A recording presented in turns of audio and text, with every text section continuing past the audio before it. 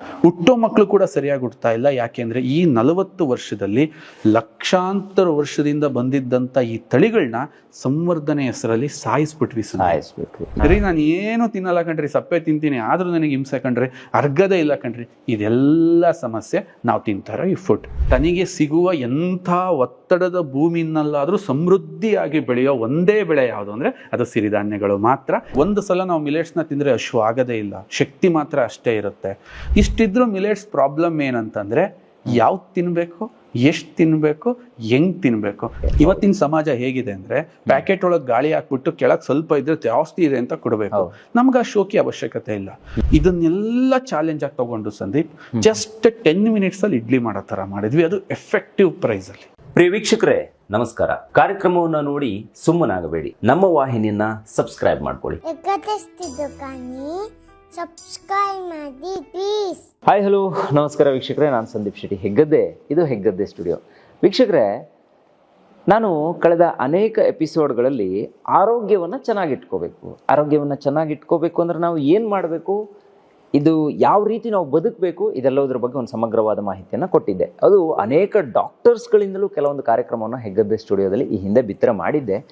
So ಇದರ ನಡುವೆ ನಾವು ತಿನ್ನುವಂಥ ಆಹಾರ ತುಂಬ ವಿಷಕಾರಿ ಆಗ್ತಾ ಇದೆ. ಬಹುಶಃ ನಾವು ಯೂಸ್ ಮಾಡುವಂಥ ಪಾತ್ರೆಯೂ ಕೂಡ ತುಂಬ ವಿಷ ಅನ್ನೋದು ಇತ್ತೀಚಿನ ದಿನಮಾನದಲ್ಲಿ ನಮಗೆ ಗೊತ್ತಾಗ್ತಾ ಇದೆ. ಹಾಗಾಗಿ ನಾನು ಒಂದಿಷ್ಟು ವಿಚಾರವನ್ನು ತಿಳಿಸಲೇಬೇಕು. ನಾವು ತಿನ್ನುವಂಥ ಆಹಾರ ಎಷ್ಟು ಪರಿಶುದ್ಧವಾಗಿರಬೇಕು ಅನ್ನುವಂಥ ನೆಲೆಯಲ್ಲಿ ಯೋಚನೆ ಮಾಡಿದಾಗ ನನ್ನ ಆತ್ಮೀಯರು ಆಗಿರುವಂಥ ಸ್ವದೇಶಿ ದಿಶಾ ಸಂಸ್ಥೆಯ ಮುಖ್ಯಸ್ಥರನ್ನ ಭೇಟಿ ಮಾಡಿ ಒಂದಿಷ್ಟು ಮಾಹಿತಿ ಕೊಟ್ಟರೆ ಹೆಂಗಿರುತ್ತೆ ಅನ್ನುವ ನೆಲೆಯಲ್ಲಿ ಗುರುಲಿಂಗಯ್ಯವರನ್ನ ಮನೆಗೆ ಅರಸ್ಕೊಂಡು ಬಂದೆ. ನಾನೀಗ ಸದ್ಯಕ್ಕೆ ಅರಸೀಕೆರೆಯಲ್ಲಿದ್ದೀನಿ. ಸೊ ಅವರ ಮನೆಯಲ್ಲಿ ಅವರ ಮುಂದೆನೇ ಕೂತ್ಕೊಂಡಿದ್ದೀನಿ. ಬನ್ನಿ ಒಂದಿಷ್ಟು ಈ ಮಿಲೆಟ್ಸ್ಗಳ ಬಗ್ಗೆ ಮಾತಾಡೋಣ. ದೊಡ್ಡ ದೊಡ್ಡ ಸಮಾರಂಭಗಳು ನಡೆಯುತ್ತೆ, ಸರ್ಕಾರದಿಂದಲೂ ಕೂಡ ದೊಡ್ಡ ದೊಡ್ಡ ಮೇಳಗಳು ಕೂಡ ನಡೆಯುತ್ತೆ, ಆದರೆ ಇದು ಯಾರಿಗೂ ಕೂಡ ನಾಟ್ತಾ ಇಲ್ಲ. ಸೊ ಮಿಲೆಟ್ ಯಾಕೆ ಜನ ತಿರಸ್ಕಾರ ಮಾಡ್ತಿದ್ದಾರೆ, ಮಿಲೆಟ್ ನಮ್ಮ ಜೀವನಕ್ಕೆ ಎಷ್ಟು ಮಹತ್ವಪೂರ್ಣ ಆಗಿದೆ ಅನ್ನೋದ್ರ ಬಗ್ಗೆ ಇವತ್ತು ಮಾತಾಡಬೇಕು ಅಂತಾನೆ ಗುರುಲಿಂಗಯ್ಯ ಅವರನ್ನ ನನ್ನ ಕಾರ್ಯಕ್ರಮದಲ್ಲಿ ಜಾಯಿನ್ ಮಾಡಿಸ್ಕೊಂಡಿದ್ದೀನಿ. ನಿಮ್ಮೆಲ್ಲರ ಪರವಾಗಿ ಅವ್ರನ್ನ ಇವತ್ತಿನ ಕಾರ್ಯಕ್ರಮಕ್ಕೆ ಆತ್ಮೀಯ ಸ್ವಾಗತ ಕೋರ್ತೀನಿ. ಸರ್, ಕಾರ್ಯಕ್ರಮಕ್ಕೆ ಸ್ವಾಗತ. ಸರ್, ಈ ಮಿಲೆಟ್ ಅನ್ನೋದು ಈ ಲಾಕ್ಡೌನ್ ಆದ ನಂತರದಲ್ಲಿ ಜಾಸ್ತಿ ಮಾತಾಡುವವ್ರನ್ನ ನಾನು ನೋಡಿದ್ದೀನಿ, ಬಳಕೆ ಮಾಡುವವ್ರನ್ನ ನೋಡಿದ್ದೀನಿ. ಆದರೆ ಒಂದು ಹಂತಕ್ಕೆ ಮಾತ್ರ ಬಳಕೆಯನ್ನು ಮಾಡ್ತಾ ಇದ್ದಾರೆ. ಸೊ ಮಿಲೆಟ್ ಒಂದು ಪರಿಪೂರ್ಣ ಆಹಾರ ಅಂತ ಸುಮಾರು ಜನ ಕರೀತಾರೆ. ಇವತ್ತಿನ ನನ್ನ ಪ್ರಶ್ನೆ, ಮಿಲೆಟನ್ನು ಯಾಕೆ ಪರಿಪೂರ್ಣ ಆಹಾರ ಅಂತ ಕರಿಬೇಕು ಅಂತ ನೀವು ಹೇಳ್ತೀರಾ? ಖಂಡಿತ. ಬನ್ನಿ ಸಂದೀಪ್, ಇದು ಇವತ್ತು ನಾವು ಮಾತಾಡ್ತಾ ಇರ್ತಕ್ಕಂಥ ಈ ಸಬ್ಜೆಕ್ಟ್ ಏನಿದೆ ಬಹಳ ಒಂದು ರೋಮಾಂಚನಕಾರಿ ಸಬ್ಜೆಕ್ಟ್ ಅಂತ ನಾನು ಹೇಳಕ್ ಇಷ್ಟಪಡ್ತೀನಿ. ಸ್ವಲ್ಪ ನಾವು ಇದರಲ್ಲಿ ಹಿಂದಕ್ಕೆ ಹೋಗೋಣ. ಒಂದು ಆಹಾರ, ಒಂದು ಪ್ರಾಣಿ ಸೃಷ್ಟಿಯಾಗಕ್ಕೆ ಎಷ್ಟು ಸಹಕಾರಿ ಆಗಿರುತ್ತೆ ಅನ್ನೋದು ಬಹಳ ಮುಖ್ಯವಾಗಿ ಸ್ಟಡಿ ಮಾಡಬೇಕಾಗುತ್ತೆ.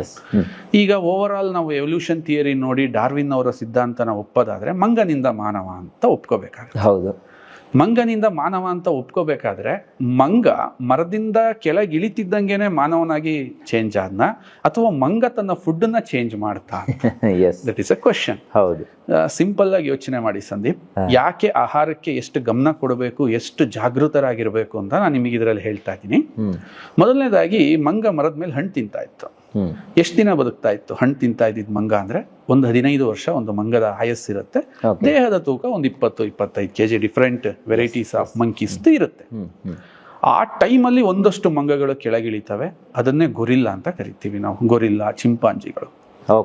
ಈ ಗೊರಿಲ್ಲಾ ಚಿಂಪಾಂಜಿಗಳು ಹಣ್ಣಿನ ಜೊತೆಗೆ ಪ್ರಪ್ರಥಮವಾಗಿ ಕಾರ್ಬೋಹೈಡ್ರೇಟ್ ನ ತಿನ್ನಕ್ ಸ್ಟಾರ್ಟ್ ಮಾಡ್ತವೆ. ಅದು ಗೆಡ್ಡೆ ಗೆಣಸುಗಳ ಮುಖಾಂತರ. ಯಾವಾಗ ಆ ಹಣ್ಣಿನ ಜೊತೆ ವಿಟಮಿನ್ಸ್ ಮತ್ತು ಫೈಬರ್ಸ್ ನ ಜೊತೆಗೆ ಕಾರ್ಬೋಹೈಡ್ರೇಟ್ ದೇಹಕ್ಕೆ ಸೇರಕ್ ಸ್ಟಾರ್ಟ್ ಆಗುತ್ತೋ, ಮಂಗನಿಗಿಂತ ಬಲಶಾಲಿ ಆಗಿರೋದು ಗೊರಿಲ್ಲಾ. ಚಿಂಪಾಂಜಿಗಳು 50 ವರ್ಷದವರೆಗೂ ಬದುಕಕ್ ಶುರು ಆಗ್ತವೆ. ತನ್ನ ದೇಹದ ತೂಕವನ್ನ ಹೆಚ್ಚು ಕಮ್ಮಿ 50 kg, 60 kg, 70-80 kg ವರೆಗೂ ಗೊರಿಲ್ಲಾಗಳು ಇಸ್ ಅ ವೆರಿ ಸ್ಟ್ರಾಂಗ್. ಅದೇ ಗೊರಿಲ್ಲಾಗಳು ಕಾಡನ್ನ ಬಿಟ್ಟು ನಾನು ಹೇಳ್ತಿರೋದು ನಿಮ್ಗೆ ಈಗ ಸೆಕೆಂಡ್ ಅಲ್ಲಿ ಇರ್ತಿದ್ರೆ, ಈ ಪ್ರೋಸೆಸ್ ನಡೆದಿರೋದು ಲಕ್ಷಾಂತರ ವರ್ಷಗಳಾಗಿದೆ. ಆ ಲಕ್ಷಾಂತರ ವರ್ಷದಲ್ಲಿ ಇಡೀ ಕಾಡನ್ನ ದಾಟಿ ಒಂದಷ್ಟು ಹುಲ್ಲುಗಾವಲಲ್ಲಿ ಪ್ರವೇಶ ಮಾಡಕ್ ಸ್ಟಾರ್ಟ್ ಮಾಡ್ತವೆ. ಪ್ರವೇಶ ಮಾಡಕ್ ಸ್ಟಾರ್ಟ್ ಮಾಡಿದಾಗ ತಿನ್ನಕ್ ಆಪ್ಷನ್ ಇರಲ್ಲ, ಧಾನ್ಯಗಳನ್ನಷ್ಟೇ ಕಿತ್ತು ತಿನ್ಬೇಕಿರುತ್ತೆ. ಆ ಧಾನ್ಯಗಳು ಯಾವುದು ಅಂದ್ರೆ ಇದೇ ಮಿಲೆಟ್ಸ್. ಸೊ ಯಾವಾಗ ಆ ಸಿರಿಧಾನ್ಯಗಳನ್ನ ಆ ಗೊರಿಲ್ಲಾಗಳು ನಮ್ಮ ಪೂರ್ವಿಕರು ತಿನ್ನಕ್ ಸ್ಟಾರ್ಟ್ ಮಾಡ್ತಾರೋ, ಬೇರೆ ರೀತಿಯ ಗ್ಲೂಕೋಸ್ ಬ್ರೈನಿಗೆ ಹೋಗಕ್ಕೆ ಸ್ಟಾರ್ಟ್ ಆಗುತ್ತೆ. ವಿಶೇಷವಾಗಿರೋ ಚಾಲೆಂಜಸ್ನ ಇವು ಎದುರಿಸಕ್ಕೆ ಸ್ಟಾರ್ಟ್ ಆಗ್ತವೆ. ಲಕ್ಷಾಂತರ ವರ್ಷದಲ್ಲಿ ಅಲ್ಲಿದ್ದ ಪ್ರಾಣಿ ಮನುಷ್ಯನಾಗಿ ಇವತ್ತು ನೀವು ಕೂತು ಮಾತಾಡಲಿಕ್ಕೆ ಬಂದಿದ್ದೀವಿ ಸಂದೀಪ್. ಅಂದ್ರೆ ಒಂದು ಆಹಾರ ಒಂದು ಪ್ರಾಣಿಯ ಒಂದು ವಿಕಾಸದಲ್ಲಿ ಎಷ್ಟು ಪಾತ್ರ ನಿರ್ವಹಿಸಿದೆ. ನನಗೊಂದು ತುಂಬಾ ಒಳ್ಳೆ ಘಟನೆ ಇದ್ರ ಮುಖಾಂತರ ನಾನು ನೆನೆಸ್ಕೊಳಕ್ ಇಷ್ಟಪಡ್ತೀನಿ. ನಾವು ಆ ಟೈಮಲ್ಲಿ PUC ಮಾಡ್ತಾ ಇದ್ದು ಪ್ರೊಫೆಸರ್ ನಂಜುಂಡಸ್ವಾಮಿ ಅವರು ಈ ತಳಿಗಳನ್ನ ಅಭಿವೃದ್ಧಿ ಪಡಿಸಬೇಡಿ ಅಂತ ಒಂದು ಸ್ಟ್ರೈಕ್ ಅನ್ನ ಮಾಡ್ತಾ ಇದ್ರು ನಮ್ಮ ಸಿಕ್ಕಿರಲ್ಲಿ. ಆ ಕಾರ್ಯಕ್ರಮಕ್ಕೆ ನಾನು ಹೋದಾಗ ಸಣ್ಣ ಹುಡುಗ ಸಂದೀಪ್, ಅದನ್ನ ಅರಗಿಸ್ಕೊಳ ಶಕ್ತಿನೂ ನನಗಿಲ್ಲ. ಅವ್ರು ಏನ್ ಹೇಳ್ತಾರೆ ಅನ್ನೋ ವಿಚಾರನೂ ನನಗೆ ಗೊತ್ತಿಲ್ಲ. ಸುಮ್ಮನೆ ಕೂತ್ಕೊಂಡು ಆ ಕಾರ್ಯಕ್ರಮ ನೋಡ್ತಿರ್ಬೇಕಾದ್ರೆ ನನಗೆ ಅರ್ಥ ಆಗ್ತಾ ಇಲ್ಲ, ಇವ್ರು ಯಾಕೆ ತಳಿ ಸಂವರ್ಧನೆಗಳ ಬಗ್ಗೆ ಈ ರೀತಿ ವಿರೋಧ, ಯಾಕೆ ಇವನ್ನ ಮಾರ್ಪಾಡು ಮಾಡಬಾರ್ದು ಅಂತಿದ್ದಾರೆ, ಏನಿದು ಅರ್ಥ ಆಗ್ತಿಲ್ಲ. ಆ ಪುಣ್ಯಾತ್ಮ ಇವತ್ತು ನಮ್ಮಲ್ಲಿ ಇಲ್ಲ, ಬಟ್ ಅವ್ರು ಹೋಗಿ ಇಷ್ಟು ದಿನಕ್ಕೆ ನಮಗೆ ಗೊತ್ತಾಗ್ತಾ ಇದೆ. ಇತ್ತೀಚಿನ ದಿನಗಳಲ್ಲಿ ಮದುವೆ ಆಗ್ತಿರ್ತಕ್ಕಂತಹ 50 ಜೋಡಿಗಳಿಗೆ ಮಕ್ಕಳೇ ಆಗ್ತಾ ಇಲ್ಲ. ಹುಟ್ಟೋ ಮಕ್ಕಳು ಕೂಡ ಸರಿಯಾಗಿ ಹುಟ್ಟತಾ ಇಲ್ಲ. ಯಾಕೆಂದ್ರೆ ಈ 40 ವರ್ಷದಲ್ಲಿ ಲಕ್ಷಾಂತರ ವರ್ಷದಿಂದ ಬಂದಿದ್ದಂತ ಈ ತಳಿಗಳನ್ನ ಸಂವರ್ಧನೆ ಹೆಸರಲ್ಲಿ ಸಾಯಿಸ್ಬಿಟ್ವಿ. ಏನ್ ಮಾಡ್ಬಿಟ್ವಿ? ಸಾಯಿಸ್ಬಿಟ್ವಿ. ಇಂಥ ಪರಿಸ್ಥಿತಿನಲ್ಲಿ ಮನುಷ್ಯ ಟಚ್ ಮಾಡ್ದಲೇ ಇರ್ತಕ್ಕಂಥ, ಯಾಕೆಂದ್ರೆ ನಾವು ತಿಂತಾ ಇರ್ತಕ್ಕಂಥದ್ದು, ಈಗ ಮನೇಲಿ ತುಂಬಾ ಯೋಚನೆ ಮಾಡ್ತಾರೆ ಹೆಣ್ಮಕ್ಳು, ಏನ್ ಮಾಡೋಣ, ಬೆಳಿಗ್ಗೆ ಏನ್ ಮಾಡೋಣ, ಸಂಜೆ ಏನ್ ಮಾಡೋಣ, ಬೆಳಿಗ್ಗೆ ಏನ್ ಮಾಡೋಣ, ಸಂಜೆ ಏನ್ ಮಾಡೋಣ, ತುಂಬಾ ಯೋಚನೆ ಮಾಡಿ ಅದೇ ರೈಸ್ ಮತ್ತೆ ಗೋಧಿನಲ್ಲಿ ಏನಾದ್ರು ಒಂದು ಐಟಮ್ ಮಾಡಿ ತಿನ್ನಿಸ್ತಾರೆ. ರೈಸ್ ಗೋಧಿ ಪೋಷಕಾಂಶದಲ್ಲೂ ಕೂಡ ಮಿಲೆಟ್ಸ್ನ ಹತ್ರಕ್ಕೂ ಕೂಡ ಬರಲ್ಲ ಅದು. ಅಂಡ್ ಮೊದಲನೇದಾಗಿ ನೀವು ತಿಂದಷ್ಟು ಕೂಡ ದೇಹಕ್ಕೆ ಅನ್ನೆಸೆಸರಿ ನಿಮ್ಮ ಗ್ಲೂಕೋಸ್ನ ಜಾಸ್ತಿ ಮಾಡಿ ಅನ್ನೆಸೆಸರಿ ಎನರ್ಜಿನ ಪ್ರೊಡ್ಯೂಸ್ ಮಾಡಿ, ನಾವು ಬಳಸ್ತಾನೆ ಇಲ್ಲ ಸಂದೀಪ್ ಎನರ್ಜಿನ, ಅದನ್ನು ಎಕ್ಸೆಸ್ ಆಗಿ ಪ್ರೊಡ್ಯೂಸ್ ಮಾಡಿ ದೇಹದಲ್ಲಿ ಫ್ಯಾಟ್ ಆಗಂಗೆ ಮಾಡಿ ನಮ್ಮ ರಕ್ತನ ಗಡುಸಾಗಂಗೆ ಮಾಡಿ ರಕ್ತ ಸಂಚಾರಕ್ಕೆ ತೊಂದರೆ ಮಾಡುತ್ತೆ. ಎಲ್ಲದಕ್ಕಿಂತ ಹೆಚ್ಚಾಗಿ ಒಂದು ಸೂಕ್ಷ್ಮ ಅಂಶ ನಿಮಗೆ ಹೇಳ್ತೀನಿ ಸಂದೀಪ್, ಪ್ರೇಕ್ಷಕರು ದಯವಿಟ್ಟು ಗಮನ ಇಟ್ಕೋಬೇಕು. ಈ ಅಕ್ಕಿ ಮತ್ತು ಗೋಧಿನ ತಳಿ ಸಂವರ್ಧನೆ ಮಾಡಿದ್ರಲ್ಲ ಇವರು, ಜೆನೆಟಿಕಲಿ ಮಾಡಿಫೈಡ್ ಮಾಡಿದ್ರಲ್ಲ, ಆ ಸಂದರ್ಭದಲ್ಲಿ ಫಂಗಸ್ ಮತ್ತು ಕೀಟಗಳು ಅಟ್ಯಾಕ್ ಮಾಡಬಾರ್ದು ಅಂತ ಡೆವಲಪ್ ಮಾಡಿದ್ರು. ಅದರ ಪರಿಣಾಮ ಏನಾಯ್ತು, ನಿಮ್ಮ ಹೊಟ್ಟೆನಲ್ಲಿ ತುಂಬಾ ಒಳ್ಳೆ ಬ್ಯಾಕ್ಟೀರಿಯಾಗಳಿದಾವೆ ಸಂದೀಪ್. ಹೌದು, ಇದು ಗದ್ದೆಲಿರೋ ಬ್ಯಾಕ್ಟೀರಿಯಾ ವಿರುದ್ಧ ಹೋರಾಡೋದ್ರ ಜೊತೆಗೆ ನನ್ನ ಹೊಟ್ಟೆಲಿರೋ ಬ್ಯಾಕ್ಟೀರಿಯಾ ಜೊತೆ ಹೋರಾಡಿ ನಿಮಗೆ ಜನ ಒಂದು ಕತೆ ಹೇಳ್ತಿರ್ತಾರೆ, ಸಂದೀಪ್ ಮೊಸರನ್ನ ತಿಂತೀನಿ ಆದ್ರೂ ಎಸಿಡಿಟಿ ಕಣ್ರಿ, ರೀ ನಾನು ಏನು ತಿನ್ನಲ್ಲ ಕಣ್ರಿ, ಸಪ್ಪೆ ತಿಂತೀನಿ ಆದ್ರೂ ನನಗೆ ಹಿಂಸೆ ಕಣ್ರಿ, ಅರ್ಗದೇ ಇಲ್ಲ ಕಣ್ರಿ. ಇದೆಲ್ಲ ಸಮಸ್ಯೆ ನಾವು ತಿಂತಾರೋ ಈ ಫುಡ್. ಕಾರ್ಬೋಹೈಡ್ರೇಟ್ಸ್ ಏನಿದೆ ನಮ್ಮ ಆಹಾರದ ಪಿರಮಿಡ್ನ ಬಾಟಮ್ ಅಂತ ಕರಿತೀವಿ, ಬೇಸ್ಮೆಂಟ್ ಸ್ಟ್ರಾಂಗ್ ಇದ್ರೆ ಮಾತ್ರ ನೀವೆಂತ ಬಿಲ್ಡಿಂಗ್ ಬೇಕಾದ್ರೂ ಕಟ್ಬೋದು ಸಂದೀಪ್. ಎಷ್ಟು ಅಂತಸ್ತು ಬೇಕಾದ್ರೂ ಕಟ್ಬೋದು. ಇವತ್ತೇನಾಗಿದೆ, ನಮ್ಮ ಆಹಾರದ ಪಿರಮಿಡ್ನ ಬೇಸ್ಮೆಂಟೇ ಅಳ್ಳಾಡ್ತಾ ಇದೆ ಇವತ್ತು. ಕರೆಕ್ಟ್. We are unfit. ಈ ಕಾರಣಕ್ಕೆ ಏನಾಗುತ್ತೆ, ನಾವೇನ್ ಮಾಡಕ್ ಹೋಗಿ ಕಾಸ್ಮೆಟಿಕಲಿ ಇದ್ದು ಅದು ನನ್ನ ಮಗಂಗೆ ಎನರ್ಜಿ ಬರ್ಲಿ ಅಂತ ಈ ಡ್ರಿಂಕ್ಸ್ ಕುಡಿಸ್ತಾ ಇದ್ದೀನಿ, ಆ ಡ್ರಿಂಕ್ಸ್ ಕುಡಿಸ್ತಾ ಇದ್ದೀನಿ, ಈ ಮಲ್ಟಿ ಮಿನರಲ್ ಮಾತ್ರೆಗಳನ್ನ ನುಂಗಿಸ್ತಾ ಇದ್ದೀನಿ, ಈ ವಿಟಮಿನ್ಸ್ ನುಂಗ್ತಾ ಇದ್ದೀನಿ. ಅಪ್ಪ ನೀನ್ ಏನಾದ್ರೂ ಮಾಡು, ಫಸ್ಟ್ ಬೇಸ್ಮೆಂಟ್ ಸರಿ ಮಾಡ್ಕೊ. ಬೇಸ್ಮೆಂಟ್ ಸರಿ ಇದ್ದ ಮೇಲೆ ನೀನ್ ಎಂತ ಡೂಪ್ಲೆಕ್ಸ್ ಮನೆನೂ ಕಟ್ಟಕ್ಕೆ ಆಗಲ್ಲ. ಆ ವಿಚಾರದಲ್ಲಿ ಈ ಮಾನವನ ಈ ಅಭಿವೃದ್ಧಿಗೆ ಸಿಗದಲೆ ಲಕ್ಷಾಂತರ ವರ್ಷದಿಂದ ಯಾವ ನೈಜತೆ ಇತ್ತೋ ಆ ನೈಜತೆನ, ಆ ಶಕ್ತಿನ ಉಳಿಸ್ಕೊಂಡು ಯಾವುದೇ ಕೀಟಗಳ ಬಾಯಿಗೆ ಸಿಗದಲೆ ತನಗೆ ಸಿಗುವ ಎಂಥ ಒತ್ತಡದ ಭೂಮಿನಲ್ಲಾದ್ರೂ ಸಮೃದ್ಧಿಯಾಗಿ ಬೆಳೆಯೋ ಒಂದೇ ಬೆಳೆ ಯಾವುದು ಅಂದ್ರೆ ಅದು ಸಿರಿಧಾನ್ಯಗಳು ಮಾತ್ರ. ಹಂಗಾಗಿ ಇದು ಒಂದು ಪರಿಪೂರ್ಣ ಆಹಾರವಾಗಿ ಬದಲಾಗುತ್ತೆ. ಈಗ ನಾನು ಪ್ರಾರಂಭದಲ್ಲೇ ಹೇಳಿದೆ, ನಮ್ಮಲ್ಲಿ ಈ ಮಿಲೆಟ್ಸ್ ಬಗ್ಗೆ ಸರ್ಕಾರನು ಕೂಡ ಅನೇಕ ಕಾರ್ಯಕ್ರಮಗಳನ್ನ ಮಾಡ್ತಾ ಇದೆ, ಹಲವಾರು ಜನ ಅದರಲ್ಲಿ ಭಾಗಿಯಾಗ್ತಾ ಇದ್ದಾರೆ. ಈವನ್ ನಮ್ಮ ಬೆಂಗಳೂರಲ್ಲಿ ಈ ಮಿಲೆಟ್ ಮೇಳ ಅಂತಾನೆ ಒಂದು 3-4 ದಿನ ಮಾಡ್ತಾರೆ. ಅಂದ್ರೆ ಮಿಲೆಟ್ಗಳ ಜೊತೆಗೆ ಬೇರೆ ಒಂದಿಷ್ಟು ಇದು ಕೂಡ ಅದಕ್ಕೆ ಬರುತ್ತೆ, ಆದ್ರೆ ತುಂಬಾ ದೊಡ್ಡದಾಗಿರುತ್ತೆ, ಇದಕ್ಕೆ ಲಕ್ಷಾಂತರ ರೂಪಾಯಿಯನ್ನ ವ್ಯಯಿಸ್ತಾರೆ. ಆದ್ರೂ ಕೂಡ ಜಾಗತಿಕ ಮಟ್ಟದಲ್ಲಿ ನಾನು ಯೋಚನೆ ಮಾಡಿ ನೋಡಿದಾಗ ಜಾಗತಿಕ ಮಟ್ಟದಲ್ಲಿ ಜನ ಇದನ್ನ ಗುರುತಿಸೋದಕ್ಕೆ ಸಫಲರ್ ಆಗ್ತಾ ಇಲ್ಲ ಅಂತ ನನಗನ್ನಿಸ್ತಾ ಇದೆ. ಇಂಥ ಒಂದು ಸಂಭ್ರಮದಲ್ಲಿ ನಾವು ಇದನ್ನು ಬಳಸ್ತಾ ಇಲ್ಲ ಅನ್ನುವಂಥ ನೋವು ಕೂಡ ನನ್ನನ್ನು ಕಾಡ್ತಾ ಇದೆ. ಸೊ ನಿಮ್ಮ ಹತ್ರ ಕೇಳೋದು ನಾನು, ಇಷ್ಟೆಲ್ಲ ಬಳಸೋದಿಲ್ಲ, ಅದನ್ನು ಗುರುತಿಸೋದಿಲ್ಲ ಅಂತ ಗೊತ್ತಿದ್ರು ಕೂಡ ನೀವು ಇದನ್ನ ಹೆಂಗ್ ಬಗೆಹರಿಸ್ತೀರಾ, ನೀವು ಇದನ್ನ ಯಾಕೆ ಹಿಡ್ಕೊಂಡು ಹೋಗ್ತಾ ಇದ್ದೀರಾ ಅನ್ನೋದು ನನ್ನ ದೊಡ್ಡ ಕ್ವಶನ್. ಗ್ರೇಟ್. ಮಿಲೆಟ್ಸ್ ಬಗ್ಗೆ ನನ್ನ ಮನೇಲೆ ಆಗಿರೋ ಅನುಭವಗಳು ತುಂಬಾ ಇದೆ. ಓಕೆ. ಯಾರ್ದೋ ಸ್ಪೀಚ್ ಇಂದ ಇನ್ಸ್ಪೈರ್ ಆಗಿ ಮಿಲೆಟ್ಸ್ ನ ತಿನ್ಲೇಬೇಕು ಅಂತ ಹೇಳಿ ನಾನ್ ನಮ್ಮನೆಗ್ ತಂದಿಟ್ಟು 2 ವರ್ಷ ಆದ್ರೂ ಅದನ್ನ ಬಳಸ್ತಲೆ ಅದನ್ನ ಹುಳ ಬರ್ಸಿ ಅಚೆಗಡಿ ಕೆತ್ತಿಟ್ಟಂತ ಎಷ್ಟೋ ನಿದರ್ಶನ ನಮ್ಮನ್ಲೇ ಇದೆ. ಮಿಲೆಟ್ ಅಂತಿದ್ದಂಗೆನೆ ನಮಗೆ ಫಸ್ಟ್ ಬರೋದು ಹೆಲ್ತಿಗೆ ಒಳ್ಳೇದು, ಅದು ಓಕೆ, ಮಾಡೋದು ಹೆಂಗೆ? ಅಂಡ್ ಮಿಲೆಟ್ಸ್ ಅಲ್ಲಿ ಒಂದಿಲ್ಲ, ಹೆಚ್ಚು ಕಮ್ಮಿ 6 ತರ ಬರುತ್ತೆ ನಿಮಗೆ ಸಿರಿಧಾನ್ಯಗಳು. ಅದರಲ್ಲಿ ರಾಗಿ ಮತ್ತು ಜೋಳ ಬೇರೆ ತರ ನಾವು ಅದನ್ನ ಸಪರೇಟ್ ಪಡಿಸ್ತಾರೆ. ಆರ್ಕ, ನವಣೆ, ಸಜ್ಜೆ, ಬರಗು, ಕೊರ್ಲೆ ಇವೆಲ್ಲ ಬರ್ತವೆ. ಒಂದೊಂದರಲ್ಲೂ ಒಂದೊಂದು ಪೋಷಕಾಂಶದಿಂದ ಭರಿಭೂತವಾಗಿದೆ. ಕೆಲವರು ಹೇಳ್ತಾರೆ ಎಲ್ಲ ಮಿಲೆಟ್ಸ್ನು ತಿನ್ನಬೇಕು. ಖಂಡಿತ ಎಲ್ಲ ಮಿಲೆಟ್ಸ್ನು ತಿನ್ನಬೇಕು. ಅದರಲ್ಲೂ ಮಿಲೆಟ್ಸ್ಗಳು ಅದ್ಭುತ. ನಮ್ಮ ಮಸಲ್ಸ್ನ ರಿಕವರಿ ಮಾಡೋಕ್ಕೆ, ದೇಹದಲ್ಲಿ ನಾರಿನಂಶನ ಜಾಸ್ತಿ ಮಾಡೋಕ್ಕೆ, ಪೋಷಕಾಂಶಗಳನ್ನ ಕೊಡೋಕ್ಕೆ ಅತಿ ಹೆಚ್ಚು. ಒಂದು ಸಲ ನಾವು ಮಿಲೆಟ್ಸ್ನ ತಿಂದರೆ ಅಶ್ವ ಆಗೋದೇ ಇಲ್ಲ, ಶಕ್ತಿ ಮಾತ್ರ ಅಷ್ಟೇ ಇರುತ್ತೆ, ರಕ್ತ ತೆಳ್ಳು ಆಗುತ್ತೆ. ಆಮೇಲೆ ದೇಹಕ್ಕೆ ಎಷ್ಟು ಮಸಲ್ಸ್ಗಳನ್ನ ಗಟ್ಟಿ ಮಾಡಬೇಕೋ ಅಷ್ಟು ಗುಣ ಇದೆ. ಹಿಂದೆ ಯುದ್ಧಕ್ಕೆ ಹೋದಂತಹ ಮಹಾರಾಜರು ಈ ಮಿಲೆಟ್ಸ್ಗಳನ್ನ ತಗೊಂಡು ಹೋಗ್ತಾ ಇದ್ರು. ಯಾಕೆಂದ್ರೆ ಯಾರಿಗಾದ್ರೂ ಗಾಯ ಆದ್ರೆ ಈ ಮಿಲೆಟ್ಸ್ನ ತಿನ್ನಿಸಿ ಅವ್ರ ಸ್ಕಿನ್ನ ರಿಕವರಿ ಮಾಡ್ತಾ ಇದ್ರು, ಆ ಗಾಯಗಳನ್ನ ರಿಕವರಿ ಮಾಡ್ತಾ ಇದ್ರು. ಇದೆಲ್ಲ ಇತಿಹಾಸದಲ್ಲಿ ನಾವು ಓದಿದೀವಿ. ಹೌದು. ಇಷ್ಟಿದ್ರು ಮಿಲೆಟ್ಸ್ ಪ್ರಾಬ್ಲಮ್ ಏನಂತಂದ್ರೆ ಯಾವ್ದು ತಿನ್ಬೇಕು, ಎಷ್ಟು ತಿನ್ಬೇಕು, ಹೆಂಗ್ ತಿನ್ಬೇಕು. ಇದು ಫಾಸ್ಟ್ ಪ್ರಪಂಚ ಸಂದೀಪ್. ಸರಿ. ಒಳಕಲ್ಲೇ ನಮ್ಮಿಂದ ದೂರ ಆಗೋಯ್ತು. ಒಳಕಲ್ಲಿನ ಚಟ್ನಿ ತುಂಬಾ ಚಂದ ಅಂತ ಗೊತ್ತಿದ್ರು ಒಳಕಲ್ ನಮ್ಮಿಂದ ದೂರ ಆಗೋಯ್ತು. ಸೌದೆ ಒಲೆ ಅಡಿಗೆ ಅಂದ್ರೆ ನಾವು ಸೌದೆ ಒಲೆ ದೂರ ಆಗೋಯ್ತು. ಯಾಕೆ ಅಂತಂದ್ರೆ ಈ ಫಾಸ್ಟ್ ಪ್ರಪಂಚದಲ್ಲಿ ಇದನ್ನ ಮೇಂಟೈನ್ ಮಾಡೋಕ್ಕಾಗಲ್ಲ. ನಾವು ಅದೇ ಪ್ರಾಬ್ಲಮ್ಸ್ನ ರೆಕ್ಟಿಫೈಡ್ ಮಾಡ್ಕೊಂಡ್ವಿ, ಅದನ್ನೇ ಐಡೆಂಟಿಫೈ ಮಾಡ್ಕೊಂಡ್ವಿ. ಈ ಪ್ರಾಬ್ಲಮ್ಗೆ ನಾವು ಸೊಲ್ಯೂಷನ್ ಕಂಡಿಡ್ಕೊಂಡ್ರೆ ಮಾತ್ರ ಜನಗಳಿಗೆ ಈ ಮಿಲೆಟ್ನ ಸಕ್ಸಸ್ ಮಾಡ್ಬೋದು ಅಂತ ಹೇಳಿ ಪ್ಲಾನ್ ಮಾಡಿ. ಯಾಕೆಂದ್ರೆ ಮಿಲೆಟ್ನ 8 ಗಂಟೆ ಮುಂಚೆ ನೆನಾಕ್ಬೇಕು.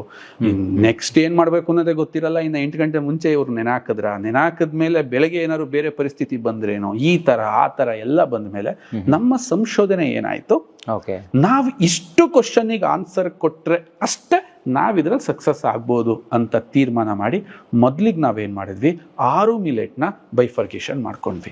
ಯಾವ ಮಿಲೆಟ್ ಕಾಂಬಿನೇಷನ್ ಇಂದ ಯಾವ ಫುಡ್ ನ ತಯಾರಿಸಿದ್ರೆ ಚಂದ ಅಂತ ಹೇಳ್ಬಿಟ್ಟು 5 ವೆರೈಟಿ ಫುಡ್ ಅನ್ನ ಫಸ್ಟ್ ಲೀಸ್ಟ್ ಮಾಡಿದ್ವಿ.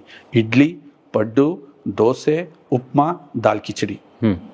ಈ 5 ತರ ಅಡಿಗೆಗಳಿಗೆ ಈ 6 ಮಿಲೆಟ್ನ ಈಕ್ವಲೆಂಟ್ ಮಾಡಿ ಅದನ್ನ ನಾವು ಫಸ್ಟ್ ಪ್ರೋಸೆಸ್ ಮಾಡಿ ಅದಕ್ಕೊಂದು ಫಾರ್ಮೇಟ್ ತರ ಕೊಟ್ಟು ಯಾವುದೇ ಪ್ರಿಸರ್ವೇಟಿವ್ಸ್ ನ ಆಡ್ ಮಾಡ್ತಾರೆ. ಪ್ಯಾಕಿಂಗ್ ಅಲ್ಲಿ ನಾವು ತಗೊಂಡಿದ್ದೇನು ಅಂತಂದ್ರೆ ಏರ್ ಟೈಟ್ ಪ್ಯಾಕಿಂಗ್ ಮಾಡಬೇಕು. ಇವತ್ತಿನ ಸಮಾಜ ಹೇಗಿದೆ ಅಂದ್ರೆ ಪ್ಯಾಕೆಟ್ ಒಳಗೆ ಗಾಳಿ ಹಾಕ್ಬಿಟ್ಟು ಕೆಳಗ್ ಸ್ವಲ್ಪ ಇದ್ರೆ ಜಾಸ್ತಿ ಇದೆ ಅಂತ ಕೊಡಬೇಕು. ನಮ್ಗೆ ಆ ಶೋಕಿ ಅವಶ್ಯಕತೆ ಇಲ್ಲ. ನಾವ್ ಇರೋ ಗಾಳಿನೆಲ್ಲ ತೆಗೆದು ಅದರೊಳಗಿರೋ ಗಾಳಿ ಇಲ್ಲ, ಮಾಯಿಶ್ಚರ್ ಇಲ್ಲ ಅಂತಂದಾಗ ನಾವು 10 ತಿಂಗಳು ಅದನ್ನ ನಾವು ಸ್ಟೋರ್ ಮಾಡ್ಬೋದು. ಈ ತರ ಮಾಡಿ ಜಸ್ಟ್ 10 ಮಿನಿಟ್ಸ್ ಅಲ್ಲಿ ಇಡ್ಲಿ ಪ್ರಿಪೇರ್ ಮಾಡಬೇಕು, ಅದು ಹೆಲ್ತಿಯಾಗಿ. ಜಸ್ಟ್ 10 ಮಿನಿಟ್ಸ್ ಅಲ್ಲಿ ಉಪ್ಮಾ ಪ್ರಿಪೇರ್ ಮಾಡಬೇಕು. ಜಸ್ಟ್ 10 ಮಿನಿಟ್ಸ್ ಅಲ್ಲಿ ಪಡ್ಡು ದೋಸೆನ ಕ್ರಿಯೇಟ್ ಮಾಡಕ್ಕೆ. ಅದರಲ್ಲಿ ಯಾವುದೇ ಬ್ಯಾಡ್ ಫಂಗಸ್ಗಳು ಕ್ರಿಯೇಟ್ ಆಗಬಾರ್ದು, ಅದರಲ್ಲಿ ಯಾವುದು ಹಾನಿಕಾರಕ ಕ್ರಿಯೇಟ್ ಆಗಬಾರ್ದು. ಕೆಲವು ಕಮ್ಯುನಿಟಿಗಳಲ್ಲಿ ಈಗ ಜೈನ್ಸ್ ಅವರೆಲ್ಲ ಬಂದ್ರೆ ನೆನಾಕಿದ ದೋಸೆ ಹಿಟ್ಟಿನವರೆಲ್ಲ ತಿನ್ನಲ್ಲ, ಯಾಕೆಂದ್ರೆ ಅದ್ರಲ್ಲಿ ಜೀವಿಗಳು ಬರುತ್ತೆ. ಇದನ್ನೆಲ್ಲ ಚಾಲೆಂಜ್ ಆಗಿ ತಗೊಂಡು ಸಂದೀಪ್ ಜಸ್ಟ್ 10 ಮಿನಿಟ್ಸ್ ಅಲ್ಲಿ ಇಡ್ಲಿ ಮಾಡೋ ತರ ಮಾಡಿದ್ವಿ. ಅದು ಎಫೆಕ್ಟಿವ್ ಪ್ರೈಸ್ ಅಲ್ಲಿ. ಎಫೆಕ್ಟಿವ್ ಪ್ರೈಸ್ ಅಂದ್ರೆ ಒಬ್ರು ಮನೆಯಲ್ಲಿ 4 ಜನ ಇದ್ರೆ ಒಂದು ಪಾಕೆಟ್ ನ ಓಪನ್ ಮಾಡಿದ್ರೆ 4 ಜನಕ್ಕೆ ಸಫಿಶಿಯಂಟ್ ಆಗಿರ್ಬೇಕು. ಮಾರ್ಕೆಟ್ ಅಲ್ಲಿ ಇವತ್ತೇನು ಅಕ್ಕಿ ಇಡ್ಲಿ 15 ರೂಪಾಯಿಗೆ ಸಿಗುತ್ತೆ, ಅದಕ್ಕಿಂತ ಅದರ ಅರ್ಧ ರೇಟ್ಗೆ ಮನೇಲಿ ಮಿಲೆಟ್ ಇಡ್ಲಿ ರೆಡಿ ಆಗ್ಬೇಕು. ನಮ್ಮ ಕಾನ್ಸೆಪ್ಟ್ ಈ ತರ ರೆಡಿ ಮಾಡಿ ಈ ಉತ್ಪನ್ನಗಳನ್ನ ಇನ್ಸ್ಟಂಟ್ ಆಗಿ 10 ನಿಮಿಷದಲ್ಲಿ ಯಾರು ಬೇಕಾದ್ರೂ, ನಿಮಗೆ ಎಷ್ಟು ಬ್ಯುಸಿ ಲೈಫ್ ಇದೆ, ಇಟ್ಸ್ ನೋ ಮ್ಯಾಟರ್. ನೀವೆಷ್ಟು ಸುಸ್ತಾಗಿ ಬಂದಿದ್ದೀರೋ ನೋ ಮ್ಯಾಟರ್, ಬಟ್ ಹೆಲ್ದಿಯಾಗಿ ಮಾಡ್ಕೊಂತೀನಿ, ದಟ್ಸ್ ಅ ಮ್ಯಾಟರ್. 10 ನೀವೆಷ್ಟು ಸುಸ್ತಾಗಿ ಬರ್ತೀರಾ, ಜಸ್ಟ್ ಹೋಗಿ ಜಸ್ಟ್ ಓಪನ್ ಮಾಡಿ ನಿಮಗೇನು ಬೇಕು. ದಾಲ್ ಕಿಚಡಿಗೆ ಫ್ರೆಶ್ ತರಕಾರಿ, ನಾವು ಅದಕ್ಕೆ ತರಕಾರಿ ಆಗಲಿ ಪ್ರಿಸರ್ವೇಟಿವ್ಸ್ ನಾನು ಹೇಟ್ ಮಾಡ್ತೀನಿ. ಪ್ರಿಸರ್ವೇಟಿವ್ಸ್ ಹಾಕಕ್ಕೆ ನನಗೆ ಇಷ್ಟ ಇಲ್ಲ. ಸೊ ಆದ ಕಾರಣ ನಾವು ಅದಕ್ಕೆ ಕೆಡದಲೇ ಇರೋದೇನು, ಉಪ್ಪು ಏನೇನು ಹಾಕಬೇಕೋ ಇಲ್ಲ ನಾವು ಹಾಕ್ಬಿಟ್ಟಿದ್ದೀವಿ, ನೀವೇನು ಹಾಕ್ಬೇಡಿ. ಜಸ್ಟ್ ಪೌಡರ್ ಹಾಕಿ ನೀರು ಹಾಕಿ ಕಲಸಿ 10 ನಿಮಿಷ ಇಡಿ. ನಿಮ್ಗೇನು ಇಷ್ಟ, ವಾಟ್ ಯು ಆರ್ ಇಷ್ಟ. ಕೆಲವರು ವೆಜಿಟೇರಿಯನ್ ಪಲ್ಯ ಮಾಡ್ಕೋತಾರೆ, ನಾನ್ ವೆಜಿಟೇರಿಯನ್ ಪಲ್ಯ ಮಾಡ್ಕೋತೀರಾ. ಮಾಡಿಕೊಂಡು ಫ್ರೆಶ್ ಆಗಿ 10 ನಿಮಿಷದಲ್ಲಿ ಮಾಡ್ಕೊಳ್ಳಿ, ಹೆಲ್ದಿಯಾಗಿರಿ. ಒಟ್ಟಿನಲ್ಲಿ ಸಣ್ಣ ಮಕ್ಕಳಿಂದ ಹಿಡಿದು ಆಸ್ಪತ್ರೆಯಲ್ಲಿ ಇರ್ತಕ್ಕಂಥ ವಯಸ್ಕರವರೆಗೂ ಎಲ್ಲರೂ ಮಿಲೆಟ್ನ ತಿನ್ನಲೇಬೇಕು, ಬಳಸಲೇಬೇಕು. ಓವರ್ ಆಲ್ ಒಂದು ಮಂತ್ಲಿ ನಾವೊಂದು 90 ಊಟ ಮಾಡ್ತೀವಿ ಸಂದೀಪ್. 90 ಫುಡ್ಸ್ 3 ಟೈಮ್ಸ್ ತರ ಲೆಕ್ಕ ಹಾಕಿದ್ರೆ. ಇನ್ನೂ ಕೆಲವರು ಜಾಸ್ತಿ ತಿನ್ನೋರು ಇದ್ದಾರೆ. ನಾನು ಹೇಳ್ತೀನಿ ಕಮ್ಮಿ ಮಾಡಿ, ನಿಮ್ಮ ಕೈ ಮುಗಿದು ಕೇಳ್ಕೊತೀನಿ, ಜಾಸ್ತಿ ತಿನ್ಬೇಡಿ, ತಿಂತಾನೆ ಇರಬೇಡಿ ಯಾವಾಗ. ಓಕೆ, ನಾವು 90 ಅಂತ ಇಟ್ಕೊಂಡ್ರೆ ಆ 90ನಲ್ಲಿ 30ನ ಎತ್ತಿಟ್ಬಿಡಿ. ನೀವು ಫಂಕ್ಷನ್ಗೆ ಹೋಗ್ತೀರಾ, ಫ್ರೆಂಡ್ಸ್, ತಿನ್ನಲೇಬೇಕು. ಇನ್ನೊಂದು 60 ಫುಡ್ನ ನೀವು ಈ ಮಿಲೆಟ್ ಇಂದ ಏನಾದ್ರು ತಿನ್ನಕ್ಕೆ ಸ್ಟಾರ್ಟ್ ಮಾಡಿದ್ರೆ you will get tremendous changes in your life. ತುಂಬ ಚೇಂಜಸ್ ಆಗುತ್ತೆ. ಸೊ ಹಾಗಾಗಿ ನಮಗೆ ಹೆಮ್ಮೆ ಏನು ಅಂತಂದ್ರೆ ಸಂದೀಪ್, ಆಹಾರದ ಪಿರಮಿಡ್ನ ಬಾಟಮ್ ಮತ್ತೆ ಟಾಪ್ನ ಸರಿ ಮಾಡಿಬಿಟ್ಟಿದೆ. ಕರೆಕ್ಟ್. ಬಾಟಮ್ ಏನು ಕಾರ್ಬೋಹೈಡ್ರೇಟ್ಸ್, ಟಾಪ್ ಏನು ಆಯಿಲ್. ಇದರಿಂದ ಇವತ್ತು ತುಂಬಾ ಬೆನಿಫಿಟ್ ಅಂಡ್ ಮಿರಾಕಲ್ ರಿಸಲ್ಟ್ ಜನಗಳಿಗೆ ಸಿಗ್ತಾ ಇದೆ. ಮಿಲೆಟ್ ಅಂದ್ರೆ ಏನ್ ಸಮಸ್ಯೆ ಇತ್ತು ಆ ಸಮಸ್ಯೆಗಳ ಅಷ್ಟು ಬಗೆಹರಿಸಿ ಒಂದು ಎಫೆಕ್ಟಿವ್ ಪ್ರೈಸ್ ಅಲ್ಲಿ ಪ್ರತಿಯೊಬ್ಬರಿಗೂ ತಲುಪಿಸ. ಇದು ಈಗ ನಮ್ಮ ಜನತೆಗೆ ಬೇಕು ಅಂದ್ರೆ ಅವರ ಮನೆ ಬಾಗಿಲಿಗೆ ತಲುಪಿಸೋ ವ್ಯವಸ್ಥೆ ಮಾಡಿ. ಡೆಫಿನೆಟ್ಲಿ. Okay, definitely. ಎಲ್ಲೇ ಇರ್ಲಿ, ಯಾವ ದೇಶದಲ್ಲಿದ್ರು ಕೂಡ ಅಲ್ಲಿ ತಲುಪಿಸೋ ವ್ಯವಸ್ಥೆ ನಿಮ್ಮಿಂದ ಇದೆ ಅಂತ ನೋಡಿ. ತಂತ್ರಜ್ಞಾನದ ಮುಖಾಂತರ ಇವತ್ತು ದೇಶ ಎಷ್ಟು ಬೆಳೆದಿದೆ ಅಂತ. ಹೌದು. ಇದೇ ಮೊಬೈಲ್ ಅಲ್ಲಿ ಈಗ ನೀವು ಇಂಥ ಒಳ್ಳೆ ಕಾರ್ಯಕ್ರಮ ನೋಡಿ, ನಿಮ್ಮ ಮನೇಲಿರೋ ಪುಟ್ಟ ಮಕ್ಕಳಿಂದ ಹಿಡಿದು ವಯಸ್ಕರವರೆಗೂ, ವಯಸ್ಸಾದವ್ರಿಗೆ ಏನಾಗಿರುತ್ತೆ, ಎನರ್ಜಿ ಸಿಗ್ತಿರಲ್ಲ ಸಂಧಿ. ಹೌದು. ಕಷ್ಟಪಡ್ತಿರ್ತಾರೆ. ಅವ್ರಿಗೆ ಇಂಥ ಆಹಾರ ಸ್ವಲ್ಪ ಕೊಟ್ಟರು ಸಾಕು ತುಂಬಾ ಶಕ್ತಿ ಸಿಗುತ್ತೆ. ಇಂಥ ಕಾರ್ಯಕ್ರಮದಿಂದ ಒಳ್ಳೇದನ್ನು ನೋಡ್ಬೋದು, ಅದೇ ಮೊಬೈಲಲ್ಲಿ ಕೆಟ್ಟದ್ನು ನೋಡ್ಬೋದು. ಹೌದು. ಹಂಗಾಗಿ ಇವತ್ತು ಕೊರಿಯರ್ ವ್ಯವಸ್ಥೆ ತುಂಬಾ ಇಂಪ್ರೂವ್ ಆಗಿದೆ. ಅದರಲ್ಲಿ ತರಂತರದ ಬಟ್ಟೆಗಳು, ತರಂತರದ ನಿಮ್ಮ ಬೇರೆ ವಸ್ತುಗಳನ್ನ ತರಿಸೋದ್ರ ಬದಲು ಇಂಥದ್ದನ್ನ ನೀವು ಬುಕ್ ಮಾಡ್ಕೊಂಡು ತರಿಸ್ಕೊಂಡು ನಿಮ್ಮ ಆರೋಗ್ಯ ಯಾರಿಗಾದ್ರೂ ಗಿಫ್ಟ್ ಮಾಡೋದಾದ್ರೂ ಕೂಡ ಇಂಥ ಒಂದು ಕಿಟ್ ಅನ್ನ ಕೊಟ್ಟರೆ ಅದಕ್ಕಿಂತ ದೊಡ್ಡದು ಏನೂ ಇಲ್ಲ ಅಂತ ನಾನು ಅನ್ಕೊ. ಬ್ಯೂಟಿಫುಲ್. ನೀವ್ ಯಾವ ತರ ಥಿಂಕ್ ಮಾಡ್ತೀರಾ. ಸೊ ಈ ಸಮಾಜದಲ್ಲಿ ಒಳ್ಳೇದು ಕೆಟ್ಟದ್ದು ಎಲ್ಲ ಮಿಕ್ಸ್ ಆಗೇ ಇದೆ. ನೀವ್ ಹೆಂಗ್ ಬಳಸ್ಕೊತೀರಾ ಅನ್ನೋದ್ರ ಮೇಲೆ ನಿಂತಿದೆ. ಖಂಡಿತ. ಸೊ ಯಾರಿಗಾದ್ರೂ ಈ ಮಿಲೆಟ್ಸ್ಗಳು ಬೇಕಿದ್ದಲ್ಲಿ ಇಲ್ಲಿ ಸಂಪರ್ಕ ಸಂಖ್ಯೆ ನಿಮಗೆ ಡಿಸ್ಪ್ಲೇ ಮೇಲೆ ಇರುತ್ತೆ ಮತ್ತು ಡಿಸ್ಕ್ರಿಪ್ಷನ್ ಬಾಕ್ಸಲ್ಲೂ ಕೂಡ ಇರುತ್ತೆ. ಒಂದ್ಸಲ ನೀವು ನೋಡಿಕೊಂಡು ಇದನ್ನು ತರಿಸ್ಕೋಬಹುದು. ಸೊ ಜೊತೆಗೆ ನನ್ನ ಒಂದು ಇರಾದೆ ಏನಪ್ಪ ಅಂತ ಹೇಳಿದ್ರೆ, ಇದ್ರ ಬಗ್ಗೆ ನಾವು ಹೆಚ್ಚೆಚ್ಚು ತಿಳ್ಕೋಬೇಕು. ಯಾರೋ ಸುಮ್ಮನೆ ಹಿರಿಯವರು ಹೇಳಿ ಅದನ್ನು ಮಾಡಿರೋದಿಲ್ಲ, ಮತ್ತು ಹಿರಿಯವರಿಗೂ ಕೂಡ ಸುಮ್ಮನೆ ಹೇಳೋದಕ್ಕೆ ಬೇರೆ ಕೆಲಸ ಇಲ್ಲ ಅಂತ ಅಲ್ಲ. ಸೊ ಅವ್ರು ಏನು ಮಾಡಿದ್ದಾರೆ, ಅವ್ರು ಏನು ಹೇಳಿದ್ದಾರೆ, ನಿಜವಾಗಿಯೂ ಕೂಡ ಅದು ಆರೋಗ್ಯಪೂರ್ಣವಾಗಿ ಇರುತ್ತೆ ಅಂತ ಎಲ್ರಿಗೂ ಕೂಡ ಗೊತ್ತು. ಇವತ್ತಲ್ಲ ಅಂದರೆ ನಾಳೆ ಆದರೂ ಕೂಡ ಇದನ್ನ ಅಡಾಪ್ಟ್ ಮಾಡ್ಕೊಳ್ಳೇಬೇಕು ಅಂತ ಸಂದಿಗ್ಧ ಪರಿಸ್ಥಿತಿಯಲ್ಲಿ ನಾವಿದ್ದೀವಿ. ಸರ್, ಇಷ್ಟೊತ್ತು ಈ ವಿಚಾರಗಳ ಬಗ್ಗೆ ನಮಗೆ ಸಾಕಷ್ಟು ಮಾಹಿತಿಯನ್ನು ಕೊಟ್ರಿ. ಬಹುಶಃ ಈ ಒಂದು ಕಾರ್ಯಕ್ರಮ ನೀವು ಹೇಳಿದ್ರಿ ಟಾಪ್ ಟು ಬಾಟಮ್ ಅಂತ. ಸೊ ನಮಗೆ ನಮ್ಮ ಕಾರ್ಯಕ್ರಮದಲ್ಲೂ ಕೂಡ ಟಾಪ್ ಟು ಬಾಟಮ್ ಜನಗಳಿಗೆ ಬೇಕಾಗಿರುವಂಥ ಪರಿಪೂರ್ಣವಾದ ನಾಲೆಜನ್ನು ಕೊಡುವಂಥ ಪ್ರಯತ್ನ ಇಲ್ಲಿ ಆಯಿತು ಅಂತ ಅಂದ್ಕೊತೀನಿ. ಸರಿಸುಮಾರು 2-3 ಗಂಟೆಗಳ ಕಾಲ ನಾವು ಒಂದು ಸಂದರ್ಶನದಲ್ಲಿ ಭಾಗಿಯಾದ್ವಿ. ಇಷ್ಟು ಸಮಯವನ್ನು ಕೊಟ್ರಿ, ಸೊ ಇಷ್ಟು ಮಾಹಿತಿಯನ್ನು ಕೊಟ್ರಿ. ಸೊ ಹೆಗ್ಗದ್ದೆ ಸ್ಟುಡಿಯೋ ಕಡೆಯಿಂದ ತುಂಬ ಧನ್ಯವಾದ ಸರ್. Thank you sir. ಮತ್ತೊಮ್ಮೆ ತುಂಬ ಧನ್ಯವಾದ. ನನಗೆ ಅರ್ಥಪೂರ್ಣವಾದ ಜೀವನ ಅರ್ಥಪೂರ್ಣವಾದ ವ್ಯಕ್ತಿಗಳೊಂದಿಗೆ ಸಾಧ್ಯ ಅಂತ ನಾನು ಕೇಳಿದ್ದೀನಿ. ನೀವೆಷ್ಟೇ ದೊಡ್ಡ ಸಾಧನೆಗೆ ಅರ್ಥಪೂರ್ಣ ವ್ಯಕ್ತಿಗಳು ಬೇಕು ಅಂತ ನನ್ನ ಜೀವನದಲ್ಲಿ ಸಿಕ್ಕಿರೋ ಒಬ್ಬ ಅರ್ಥಪೂರ್ಣ ವ್ಯಕ್ತಿ ಅಂದರೆ ಅದು ಸಂದೀಪ್ ಅವರು. ನಿಮ್ಮ ಈ ಕೆಲಸ, ಈ ಥರ ಜನರನ್ನು ಗುರುತಿಸ್ತಕ್ಕಂಥದ್ದು, ಪ್ರೆಸೆಂಟ್ ಮಾಡ್ತಕ್ಕಂಥದ್ದು, ಇದು ಹೀಗೆ ಮುಂದುವರಿಲಿ. ಜನರಿಗೆ ಎಷ್ಟಾಗುತ್ತೆ, ಯಾಕೆಂದರೆ ಈ ಭವ್ಯವಾದ ಭಾರತ ಒಬ್ಬರಿಂದ ಕಟ್ಟಕ್ಕೆ ಸಾಧ್ಯ ಇಲ್ಲ. ಎಲ್ಲರ ಪ್ರಯತ್ನದಿಂದ ನಾವೊಂದು ಭವ್ಯವಾದ ದೇಶವನ್ನು ಕಟ್ಬೋದು. ಅದು ಎಕ್ಸ್ಪೆಷಲಿ ಒಂದು ಒಳ್ಳೆ ಆರೋಗ್ಯದ ಮುಖಾಂತರ. ಅದರಲ್ಲಿ ನನ್ನ ಪ್ರಯತ್ನ ಜಾಸ್ತಿ ಇದೆ.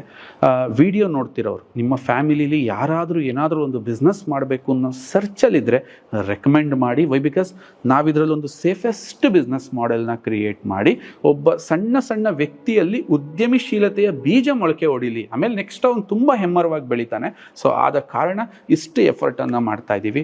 ನಮ್ಮನ್ನು ಇಷ್ಟು ಸುದೀರ್ಘವಾಗಿ ಇಂಟರ್ವ್ಯೂ ಮಾಡಿ ಮತ್ತಷ್ಟು ಜನರಿಗೆ ನಮ್ಮನ್ನು ಪರಿಚಯ ಮಾಡ್ತಿರೋ ನಿಮ್ಮ ತಂಡಕ್ಕೂ ನಿಮ್ಮ ಚಾನಲ್ಗೂ ನನ್ನ ಅನಂತ ಕೋಟಿ ಧನ್ಯವಾದಗಳು. ನಮ್ಮ ಸಂಬಂಧ ಹೀಗೆ ಇರಲಿ. ಎಸ್ ಸರ್, ಖಂಡಿತ. Thank you sir. Thank you so much. ನೋಡಿದ್ರಲ್ಲ ವೀಕ್ಷಕರೇ, ಇದು ಈ ಹೊತ್ತಿನ ವಿಶೇಷ. ಸೊ ನಾನು ಯಾವುದೇ ಕಾರ್ಯಕ್ರಮವನ್ನು ಮಾಡಿದ್ರೂ ಕೂಡ ನಿಮಗೆ ಆ ಕಾರ್ಯಕ್ರಮದ ಬಗ್ಗೆ ಮತ್ತು ಆ ಸಂಸ್ಥೆಯ ಬಗ್ಗೆ ಸಂಪೂರ್ಣ ಮಾಹಿತಿ ಡಿಸ್ಕ್ರಿಪ್ಷನ್ ಬಾಕ್ಸಲ್ಲಿ ಹಾಕಿರ್ತೀನಿ. ಒಂದು ಸಲ ಸಂಪೂರ್ಣವಾಗಿ ಅದನ್ನು ಕೂಡ ರೀಡ್ ಮಾಡ್ಕೊಳ್ಳಿ. ಸೊ ನಿಮಗೆ ಇದು ಉಪಯೋಗ ಆಗಲಿ ಅಂತ ನಾವು ಬೆಂಗಳೂರಿಂದ ಅರಸೀಕೆರೆವರೆಗೆ ಬಂದು ಈ ಕಾರ್ಯಕ್ರಮವನ್ನು ಮಾಡಿದ್ದೀವಿ. ಇದು ಈ ಹೊತ್ತಿನ ವಿಶೇಷ. Stay tune, Heggadde studio.